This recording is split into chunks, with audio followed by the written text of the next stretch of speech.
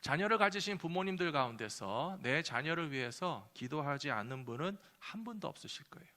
저는 우리 성도님들을 만나면서 항상 대화하고 또 기도 제목을 나누다 보면 부모님들이 가지신 기도의 제목이 1번이 자녀들이시더라고요. 정말 본인들보다도 내 자녀를 더 사랑하고 귀하게 여겨서 나보다도 내 아들과 딸들이 잘 됐으면 좋겠고, 건강했으면 좋겠고, 성공했으면 좋겠고, 정말 신앙생활 잘했으면 좋겠다라고 하는 마음을 담아서 기도하시는 부모님들의 기도를 저는 잘 알고 있습니다. 그렇다면 하나님께서는 이와 같은 부모님들의 기도를 어떻게 들어주시고 응답하시는가, 우리가 말씀을 통해서 기억하고 자녀를 위해서 더 열심히 그리고 잘 기도할 수 있는 부모님들이 되기 위해서 나누기를 원합니다. 첫 번째로 하나님께서는 아버지의 권위와 사랑을 기도를 통해서 나타내게 하셨다 하는 사실을 우리가 기억해야 됩니다. 창세기 27장 37절 말씀 보시면 이삭이 에서에게 대답하여 이르되 내가 그를 너의 주로 세우고 그의 모든 형제를 내가 그에게 종으로 주었으며 곡식과 포도주를 그에게 주었으니 내 아들아 내가 내게 무엇을 할 수 있으랴. 에서가 아버지에게 이르되 내 아버지여 아버지가 빌 복이 이 하나뿐이리까 내 아버지여 내게 축복하소서 내게도 그리하소서 하고 소리를 높여 우니라고 하는 이런 장면이 나옵니다. 이 장면은요, 아버지 이삭이 에서가 아니고 이삭이 아버지입니다. 이삭 아버지가 큰아들 에서에게 장자의 축복을 주려고 했었는데 속아가지고 야곱에게 장자의 축복을 다 해줘버린 거예요.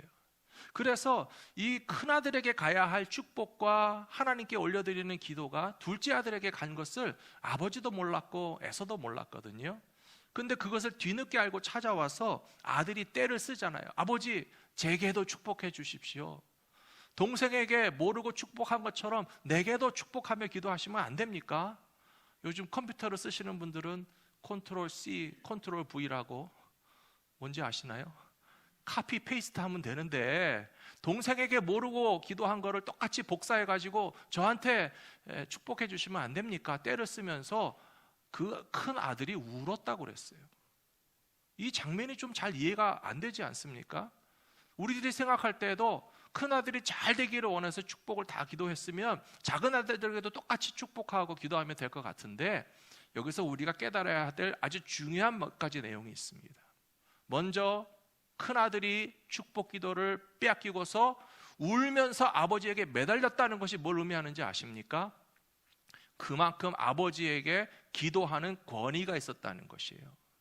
아버지의 기도를 권위 있게 인정하지 않았으면 큰아들이 아쉬워할 것도 없고 섭섭해할 것도 없고 아버지가 기도해봤자 그거 별거 아니라고 생각하는 아들이었다면 울면서 떼를 써야 할 이유가 없습니다.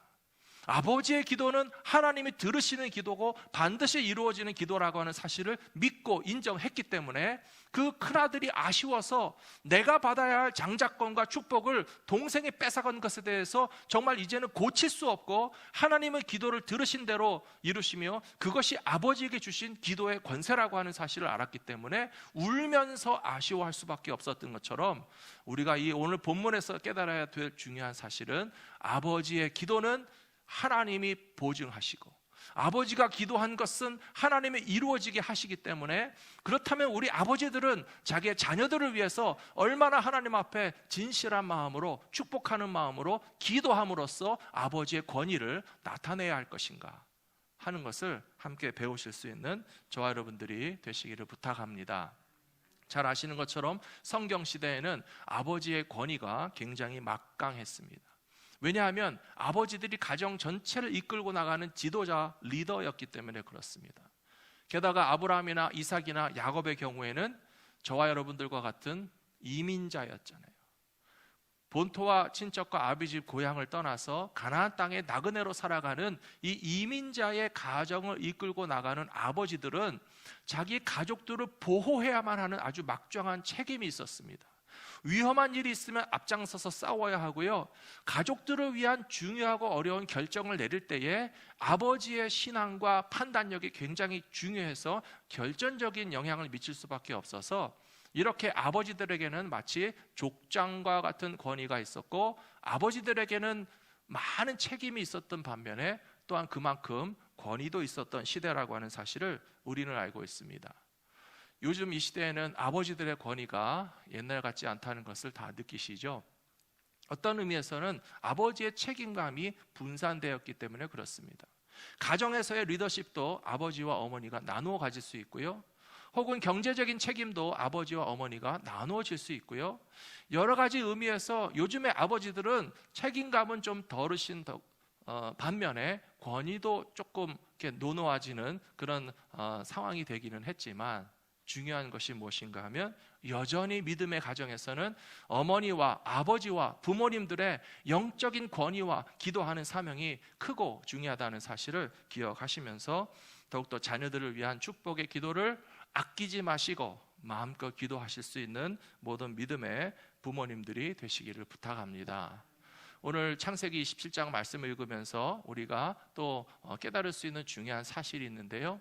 이제 아버지 이삭이 나이가 많아가지고 언제라도 하나님이 부르시면 세상을 떠날 때가 되었기 때문에 단순히 큰아들에게 일상적으로 하던 축복 기도를 한 것이 아니고요. 이제 이 가정의 장자권을 이어받을 사람이 누구냐라고 하는 것을 공표하고 족장의 권위를 물려주는 아주 중요한 어떤 절차로서 큰아들에게 축복하는 기도를 하려고 했다는 것이 우리가 말씀을 통해서 깨달을 수 있는 사실입니다. 이스라엘 백성들에게 있어서 장자권은 앞에서도 말한 것처럼 가족 전체의 리더가 되는 것입니다. 리더가 되는 것은 어려운 일이기도 하지만 그러나 특권도 많이 있습니다. 그 집안의 모든 재산을 주장할 수 있는 권리를 가지고요.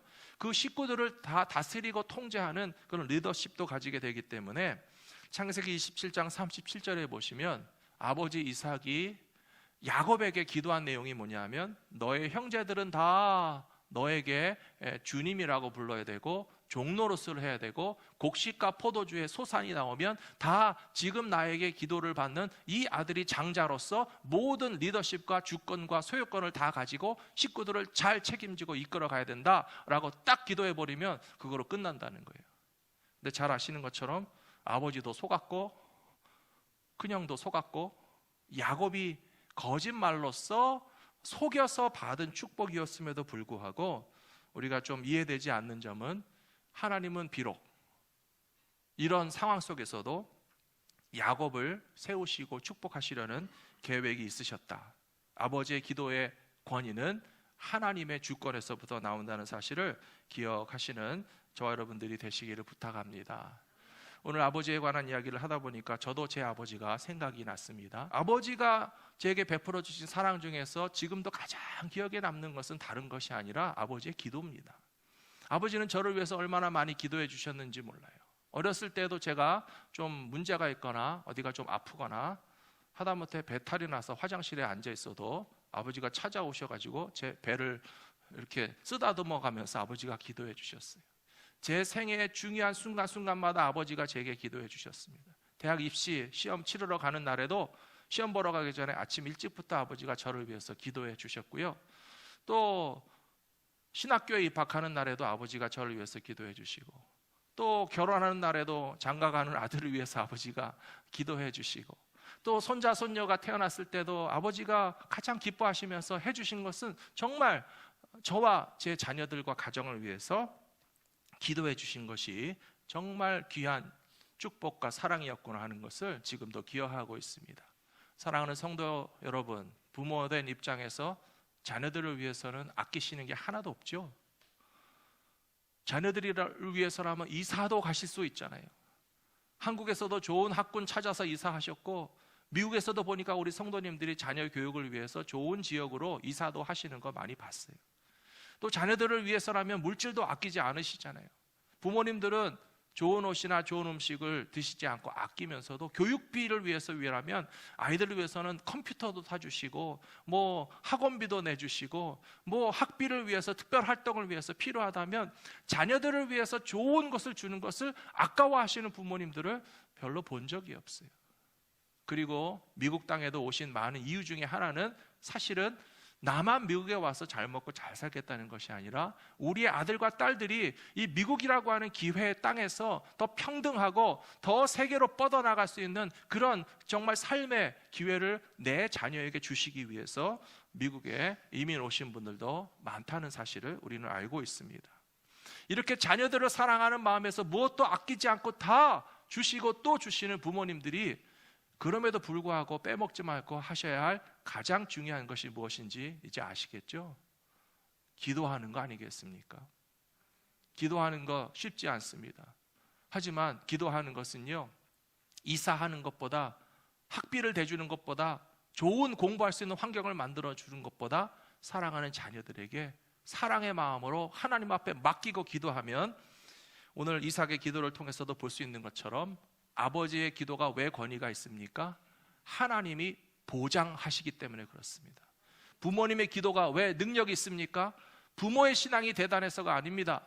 우리가 부모로서 자녀를 위해서 기도하면 우리의 기도를 하나님이 보장하시고 책임져 주시고 그대로 이루어 주신다는 사실을 믿고 내 자녀들을 위해서 기도하시는 모든 성도님들 되시기를 부탁합니다. 두 번째로 자녀를 위한 기도는 하나님께서 반드시 응답하여 주십니다.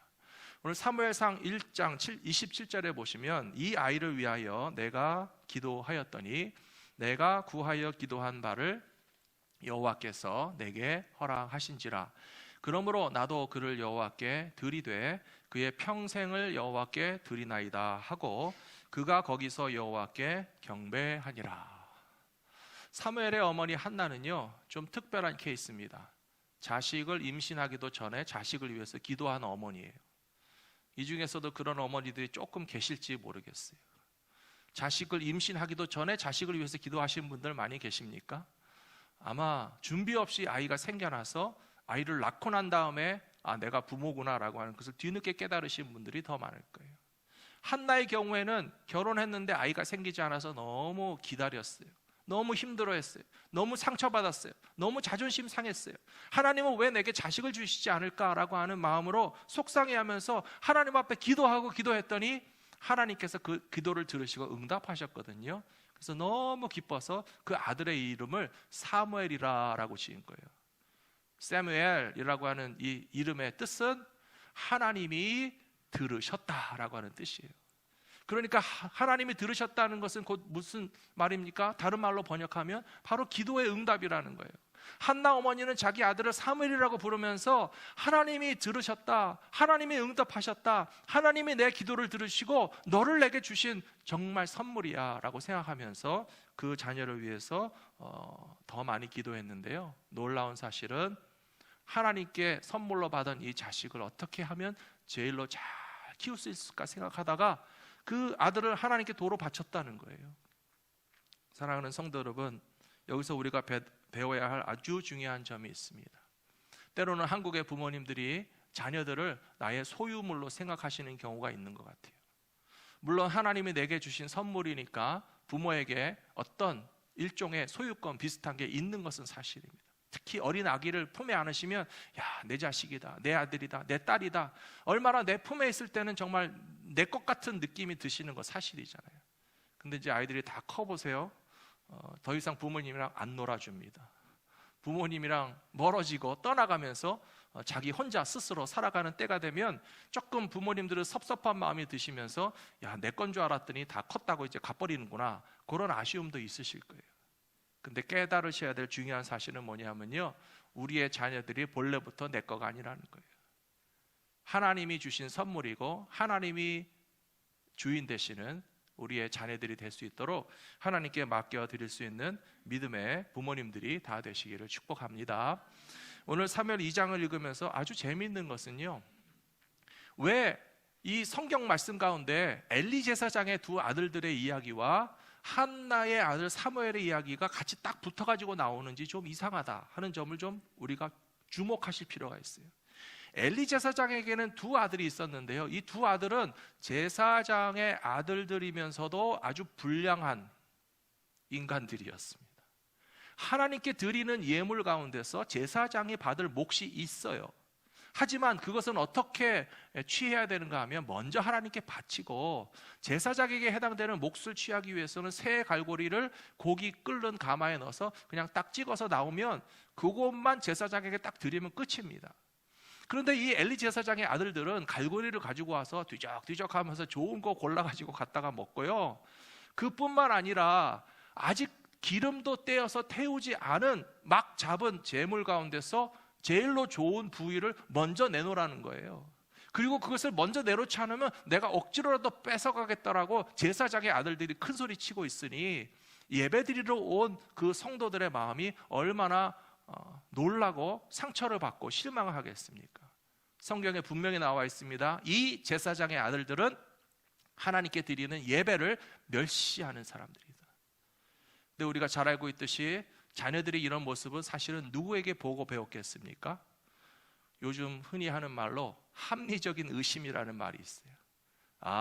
제사장 엘리는 제사장의 직분을 맡아서 예배를 인도하는 영적 리더의 사명을 감당하고 있었으나, 사실 그 엘리 제사장이라고 하는 사람이 하나님께 드리는 예배를 정성껏 드리지 않고 하나님께 드리는 예배를 아버지가 무시하는 것을 다 보고 배웠기 때문에 그 아들들이 똑같이 하나님께 드리는 예배를 멸시하고 있다는 사실이 증거로 나타났다. 이 이야기를 딱 기록해 놓고서 그 다음에는 사무엘의 이야기가 나오잖아요. 사무엘은 그렇지 않았어요.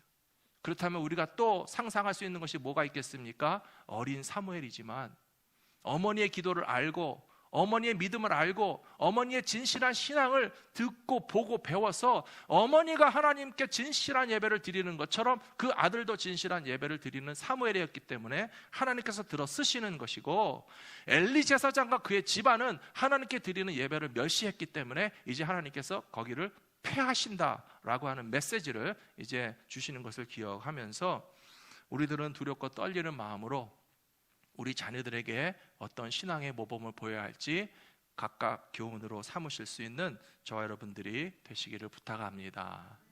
사도행전 1장 14절에 보시면 예수님의 어머니 마리아도 기도하시는 어머니셨어요.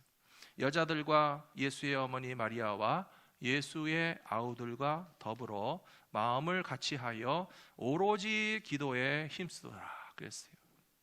예수님의 어머니가 평생 예수님과 함께 하셨잖아요.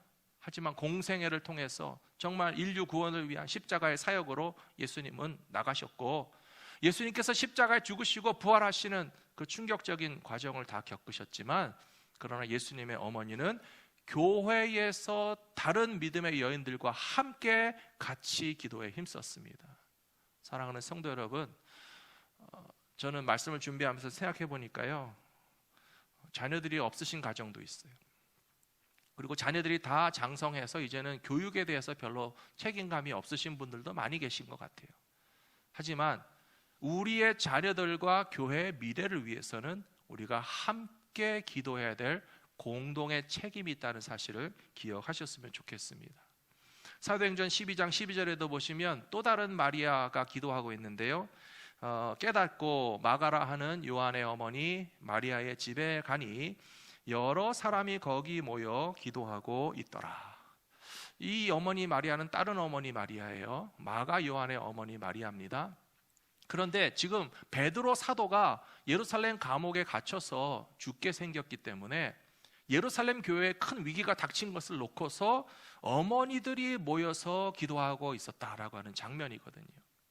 오늘 장로님 기도하실 때도 말씀하셨죠. 교회의 미래, 다음 시대, 우리 자녀들이 어떻게 신앙생활할까 하는 것을 우리가 정말 생각하면서 다음 세대의 신앙과 우리 자녀들의 신앙을 위해서 기도해야 된다고 우리 장로님 기도하셨잖아요. 저의 마음도 똑같아요. 지금 이 시대의 위기는 베드로 사도가 옥에 갇혀서 죽을 위기가 아니고요, 우리 자녀들과 젊은이들과 다음 시대들이 교회를 다니지 않아도 생각한다는 것이 이 시대의 가장 큰 위기입니다. 고등부를 졸업한 학생들 대학부에 올라가게 되면요, 절반 또 절반 25%만 남아도 다행이라고 생각할 정도로 고등부를 졸업한 학생들이 교회 나가지 않는 경우들이 굉장히 많이 있고요. 그리고 한국이나 미국이나 교회인데 교육부를 아예 가지지도 못하는 교회들이 절반 이상이라는 것이에요. 그리고 너무 안타깝고 아쉽지만 우리 교회도 교육부가 왕성하던 때에 비해서는 지금 얼마나 많이 위축됐는지 모릅니다. 바로 그것이 베드로 사도가 옥에 갇혀서 죽을지도 모르고 교회의 장래가 염려되고 걱정되는 상황이 오늘 우리 시대에는 바로 교육부의 사역이 있고 다음 세대의 신앙이 있고 젊은이들이 믿음 생활하지 않는다면 우리들은 다 10년, 20년, 30년 세월이 지나면 천국 가겠지만 다음 시대에는 누가 이 땅에서 복음을 전하고 하나님 나라를 확장하고 정말 하나님께서 주신 믿음의 유산을 물려받아야 할 자녀들에게 신앙적인 위기가 닥치고 있다는 사실을 기억한다면 예수님의 어머니 마리아 같이, 마가 요한의 어머니 마리아와 같이, 함께 교회에서 기도하던 믿음의 어머니들과 같이 우리는 다음 세대를 위해서 기도하시는 사명을 잘 감당해 주시기를 부탁드리겠습니다. 마지막 세 번째로 자녀를 위한 최고의 선물과 사랑은 부모님의 신앙과 기도입니다. 오늘 읽으신 본문에 보시면 사무엘상 2장에서 사무엘이 어렸을 때에 세마포 에봇을 입고 여호와 앞에서 섬겼더라. 그의 어머니가 매년 드리는 제사를 드리러 그의 남편과 함께 올라갈 때마다 작은 겉옷을 지어다가 그에게 주었더니, 그렇게 되어 있습니다. 성경에 보시면요, 사무엘의 어머니 한나는 젖된 후에 아들을 성전에 바쳤어요. 이제 막 젖을 뗀 어린 아들, 사랑하는 아들, 기도의 응답으로 받은 아들을 내 품에서 키우지 않고 하나님 성전에 갖다 맡긴다는 것은요, 보통 결단이 아니에요. 어머니의 마음은요, 항상 그 아들이 자라나고 있는 성전을 향하고 있었을 것입니다. 내 아들이 성전에서 밥은 제대로 먹었는지, 어린아이가 정말 어른들에게 사랑받고 보호받고 있는지, 키가 자라고 지혜가 자라고 어떻게 하나님의 일꾼으로 이제 성장하고 있을지 매일매일 생각하면서 매일같이 달려가서 보고 싶지만, 여기 말씀해 보니까 1년에 한 번밖에 못 봤다고 그랬잖아요. 그러면 1년 동안 아들 보기를 기다리는 어머니는 옷을 만들면서 별의별 생각을 다 할 거예요. 요만큼 컸을까? 요만큼 컸을까? 더 크게 만들어야 되나? 옷을 몇 벌 만들어 갔을 거라고 생각하십니까? 저는 생각하기에 절대로 한 벌은 아니라고 생각해요. 1년에 한 번 만날 수 있는 아들을 위해서 요만큼, 또 몇 달 후에 이만큼 자라고, 또 몇 달 후에 이만큼 더 클 걸 생각하면 아마 몇 벌의 옷을 다 만들어 가지고 가서 아들에게 줬겠죠. 옷만 딸랑 가지고 갔겠습니까? 하나님께 감사의 예물도 드리고요, 내 아들을 먹이고 가르치고 양육하시는 성전에서 내 아들을 포함해서 정말 주님의 일을 위해서 감당하시라고 이 어머니는 모으고 아끼고 준비해서 하나님께 드리는 예물도 분명히 정성껏 가지고 가서 하나님께 드렸을 것이라고 우리는 충분히 상상해 볼 수 있습니다. 그러면서 어머니는 깨닫습니다. 사무엘은 내 아들이기도 하지만 하나님이 주신 아들이라서 하나님께 맡겼다. 사랑하는 성도 여러분, 우리가 우리 자녀들을 제대로 가르칠 수 있는 최고의 방법은 바로 하나님께 맡겨드리는 데 있다는 사실을 기억하시는 저와 여러분들이 되시기를 부탁합니다. 때로는 우리 한국의 부모님들이요, 자녀를 사랑하기 때문에 좀 앞뒤 맥락 없이 많이 하시는 말씀이 있어요. 제일 많이 하시는 말씀이 뭐죠? 공부 열심히 해라, 좋은 대학 가라, 좋은 직업 가져라, 돈 많이 벌어라, 미국에서 성공해서 행복해라, 뭐 좋은 짝 만나서 시집장가 잘 가라, 뭐 끝도 없잖아요. 근데 그런 말들을 계속 자녀들에게 하실 때마다 자녀들의 마음에서는 아마 퀘스천이 나올 거예요. 엄마 왜 공부를 열심히 해야 되는데요? 엄마 왜 좋은 대학에 가야 되는데요? 엄마 왜 좋은 직업을 가져야 되는데요? 왜 자꾸 엄마만 얘기하죠? 아빠 왜 돈을 많이 벌어야 되는데요? 그럴 때 우리가 대답할 말이 있어야 돼요.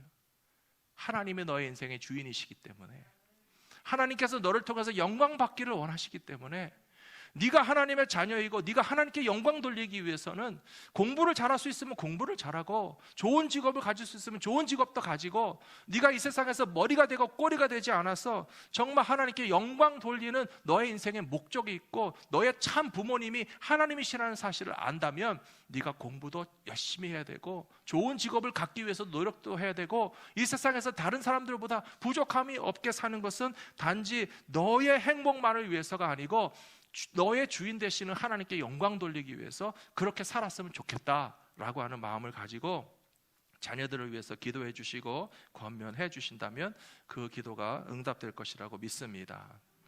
중요한 것은요, 말로만 하는 기도가 충분하지 않다는 거예요. 행동으로 보여주셔야 돼요.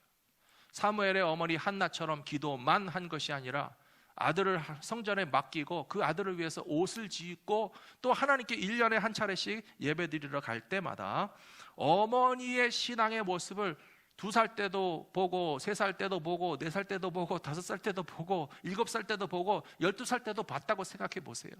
그러면 이 사무엘은 얼마나 자기 자라나는 평생 동안에 내 어머니가 하나님을 잘 섬기는지에 대해서 충분히 보고 듣고 자기가 배웠지 않았겠습니까?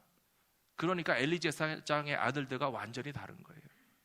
엘리 제사장의 아들들은 제사장의 아들들이지만 정말 성전에서 재물을 지 마음대로 집어다가 먹을 뿐만 아니라 세상에 봉사하는 여자들을 건드리기까지 했거든요. 하나님을 멸시하는 그런 종과 하나님을 경외하는 한나의 아들 사무엘이 정말 전혀 다르게 쓰임받고 하나님께 영광 돌렸던 것처럼 우리 자녀들에게도 이러한 믿음의 모범을 보이실 수 있게 되기를 부탁합니다. 마지막으로 디모데후서 1장 5절에 보시면 사도 바울이 디모데를 칭찬하고 있어요. 너의 속에 거짓이 없는 믿음을 생각함이라. 이 믿음은 먼저 너의 외조모 로이스와 내 어머니 유니게 속에 있더니 내 속에도 있는 줄을 확신하노라. 디모데는 루스드라 출신의 청년이었습니다. 청년 사역자였고 사도 바울의 동역자였습니다. 루스드라는요, 사도 바울이 복음을 전할 때 기적이 일어난 곳이에요. 안진뱅이 지체장애자를 예수의 이름으로 일으켰어요. 근데 그 기적과 복음 전하는 것을 통해서 칭찬만 받은 것이 아니라 사도 바울이 복음 전하는 것을 싫어하던 유대인들이 몰려와가지고 폭동을 일으키고 돌을 던져서 사도 바울이 돌에 맞아서 죽을 뻔했던 도시가 바로 루스드라라고 하는 도시였어요. 근데 바로 디모데가 이 도시 출신이라는 거예요. 어머니도 보았고 할머니도 보았겠죠. 야, 예수님 믿는 것은 참 좋은데 사도 바울 선생님이 우리 도시에 와서 복음 전하다가 돌에 맞아서 죽으실 뻔했다. 너는 절대 그러면 안 된다 그랬나요? 아니죠. 사도 바울 선생님 따라가라. 사도 바울 선생님을 도와드려라. 사도 바울이 복음 전하는 곳에 너도 가서 복음을 전해라. 그 어머니 유니게와 할머니 로이스의 신앙이 진실하고 교회를 섬기고 성도들을 사랑하고 주의 종들과 동역하는 어머니와 외할머니였다는 사실을 사도 바울이 알기 때문에 디모데 네 속에도 그와 같은 진실한 믿음이 있다는 것이 내가 느껴진다. 사랑하는 성도 여러분, 우리 자녀들이 미국 땅에서 어떻게 살아가게 되기를 원하십니까?